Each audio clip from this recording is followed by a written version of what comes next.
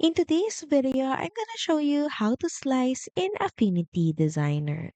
First, open up your project, then from Vector, switch to Pixel Studio. Next, select the text or text object you would like to slice. Then in the left toolbar, grab your knife tool. The icon should literally look like a knife.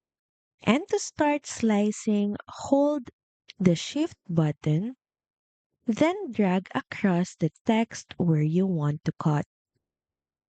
And that will let you slice vertically.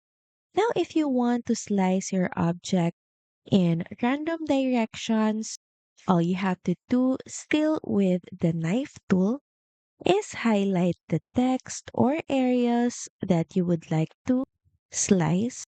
Then, starting from any point, you can now start dragging across the object or area with the pattern that you would like to slice it into.